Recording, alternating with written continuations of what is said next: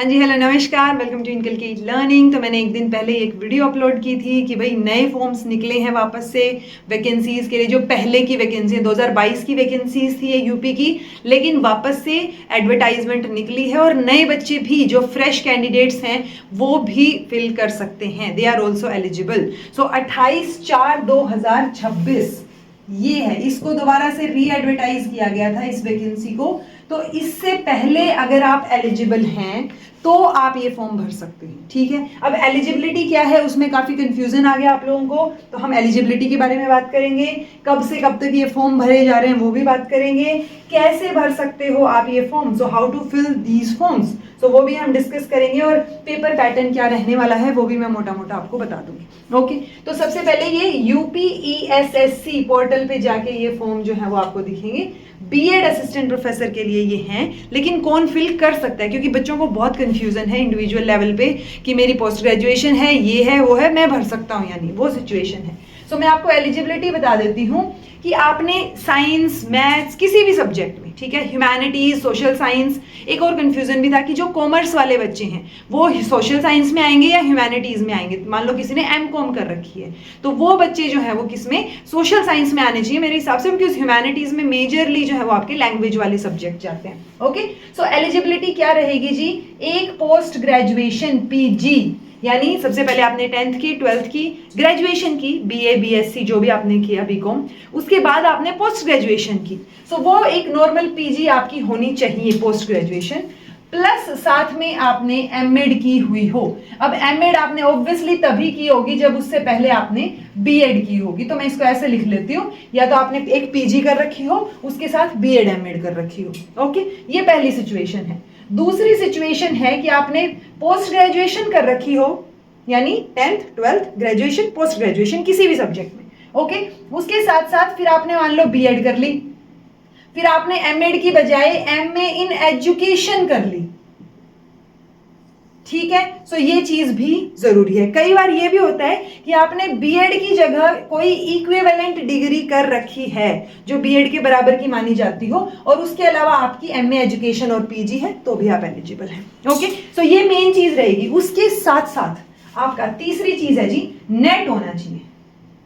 अब मुझे ऐसा लगता है कि मोस्टली का जिनका नेट होता है वही PhD करते हैं, अदरवाइज नेट और PhD वाली सिचुएशन है यहाँ पे कि अगर नेट नहीं भी है तो आपकी PhD होनी चाहिए।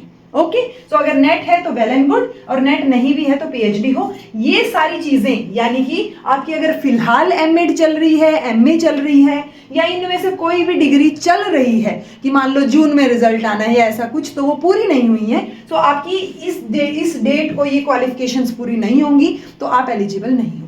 यानी इनमें से कोई भी डिग्री अगर आप परस्यू कर रहे हो राइट नाउ तो आप एलिजिबल नहीं हो जी।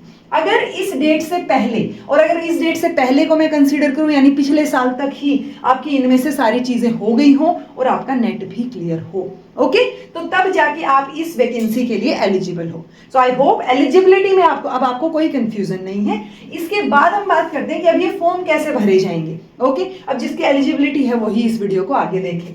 सो एलिजिबिलिटी अगर पूरी है तो आप UPESSC पोर्टल, इसके ऊपर जब आप जाएंगे तो वहां पे आपको दो ऑप्शन दिखेंगे कि नया लॉगिन करना है या फिर, और अगर ये वाला ऑप्शन ना खुले तो यहाँ साइड में नोटिस बोर्ड पे चल रही होंगी चीजें, उसमें सबसे पहला ही ऑप्शन आ रहा होगा कि भाई BEd असिस्टेंट प्रोफेसर की विज्ञप्ति करके, ठीक है। तो आप जब उन चीजों पे क्लिक करोगे तो आपके लिए एक UPESC का पोर्टल दूसरा खुल जाएगा, जिसपे आपको न्यू कैंडिडेट और ऑलरेडी जो आप कैंडिडेट हैं, ऑलरेडी जिन्होंने लॉगिन कर रखा है, रजिस्टर कर रखा है, तो ऑब्वियसली आप न्यू कैंडिडेट वाले में जाएंगे और वहां से अपनी इंफॉर्मेशन भरना शुरू करेंगे, ठीक है। जब आप इंफॉर्मेशन भर रहे होंगे, कईयों को ये कंफ्यूजन आ रहा है कि मैं BA वाली चीज भरूं या मैं BEd वाली चीज भरूं, जब वो ग्रेजुएशन पूछ रहे हैं।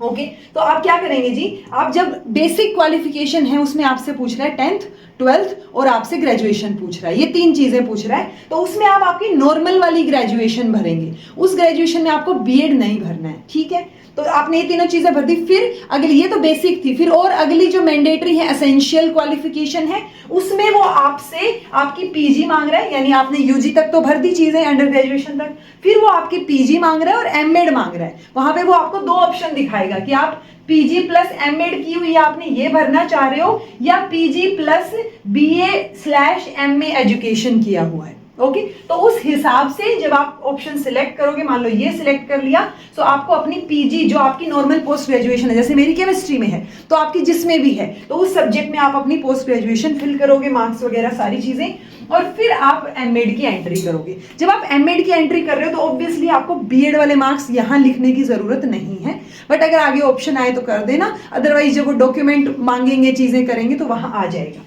ओके, सो ये चीजें हैं जी। आप ये फॉर्म फिल करके फिर आपसे नेट की डेट पूछेगा वो, कि नेट आपका कब क्लियर हुआ है, तो नेट आपका इस डेट से पहले क्लियर हुआ होना चाहिए जी। ठीक है, तो ये चीज आप ध्यान रखना। कई बच्चों को ये कंफ्यूजन हो रहा था कि मैम 2022 वाली ही एंट्रीज उठा रहा है कि 2022 से पहले जिनका हुआ है वही भरें, ऐसा नहीं है जी। मैंने दोबारा से एक और नई फ्रेश आईडी से लॉगिन करके चीजें फिलअप करके देखा, तो अगर आपने 2025 में भी या इससे पहले, इस डेट से पहले अगर आपका नेट क्लियर है तो आप एलिजिबल माने जा रहे हैं और आप वो फॉर्म फर्दर फिल कर सकते हैं, और उसके बाद आपका डॉक्यूमेंट अपलोड या फीस वाली चीज आ जाएगी, वो आप देख लीजिएगा। ठीक है जी, तो ऐसे करके आप ये फॉर्म फिल कर सकते हैं। ठीक है, अब बात आती है पेपर पैटर्न की। पेपर पैटर्न जैसा हमने अभी यूपीएचईएससी वाला दिया था, एजुकेशन वाला, सेम वैसा सा ही है। 70 क्वेश्चंस जो हैं वो आपके किससे रिलेटेड आएंगे, आपके एजुकेशन सब्जेक्ट से रिलेटेड आएंगे, और 30 क्वेश्चन आपके जनरल स्टडीज जीएस से रिलेटेड आएंगे। ओके, सो ये बेसिक सी चीजें हैं। ये जो 70 क्वेश्चन है एजुकेशन वाले, ये मोस्टली इसका सिलेबस नेट जैसा ही होता है। इसमें करिकुलम स्टडीज का जो हमारा नेट में एक यूनिट है वो इन्होंने कम ऐड कर रखा है, अलग से नहीं ऐड कर रखा। सो आप इसका सिलेबस जो है वो निकाल के देख सकते हो, उसमें आपको कोई दिक्कत आएगी नहीं। ओके, सो मैं उम्मीद करती हूँ कि ये चीजें आपको समझ आ गई होंगी। ये जो फॉर्म फिलिंग है ये 10 से 20 जुलाई तक ही ओपन है, क्योंकि याद रखिएगा, आप ये मत सोचिए कि 20 लास्ट डेट है तो मैं 17-18 तक चला जाऊं या कब भर दूं। नहीं, अगर आप एलिजिबल हैं और ये वीडियो देख रहे हैं तो राइट नाउ इस वीडियो को देखने के बाद ही आप अपना फॉर्म फिलिंग कर दीजिए और आराम आराम से सारी इंफॉर्मेशन फिलअप कीजिए। ठीक है, क्योंकि बाद में दिक्कतें आने लग जाती हैं। बहुत सारे बच्चे नेट का फॉर्म भी इसी वजह से नहीं भर पाए थे, इस बार मैंने देखा। सो वो चीज नहीं होनी चाहिए, आपने जल्दी से जल्दी ये फॉर्म फिल करने, क्योंकि इसकी डेट दोबारा एक्सटेंड नहीं होगी। 2022 में ये फॉर्म निकले थे, फिर 28 तारीख अभी इस डेट को वापस से ये री एडवर्टाइज हुए। री एडवर्टाइजमेंट के टाइम पे ये बोला गया कि आप 2022 तक एलिजिबल हैं तो ही आप ये फॉर्म भर सकते हैं, तो उसमें भी आप नहीं भर पाए होंगे। लेकिन अब कोर्ट के आदेश के अनुसार जो बच्चे, क्योंकि आपने री एडवर्टाइज किया है, दैट मीन्स इस तारीख तक जो एलिजिबल है फ्रेश कैंडिडेट्स वो भी इसमें अप्लाई कर पाए, एक फेयर कॉम्पिटिशन जो है वो हो पाए। ओके, तो आपने डिले नहीं करना है। अगर आप एलिजिबल हैं सो मेक श्योर आप ये फॉर्म भर दें, क्योंकि 28 जुलाई को तो इसका पेपर होना था, डेट आ रखी थी। अब 20 तक ये फॉर्म भरवा रहे हैं तो मोस्ट प्रोबेबली वो डेट चेंज करेंगे। ठीक है, सो वो चीजें आपको ध्यान रखनी है। आप फॉर्म भरो और आराम से अपनी तैयारी करो। ठीक है, जब डेट आएगी तो आप लोगों को मैं बता दूंगी, नहीं तो इधर उधर से पता चल ही जाएगा। ठीक है जी, so this was all about today. मुझे उम्मीद है कि अब कोई ज्यादा क्वेरीज आपकी नहीं बची होंगी, कोई दिक्कत नहीं आएगी आपको फॉर्म भरने में। This was all about today. Thank you so much for watching. Be happy, keep smiling, take care, see you in next video.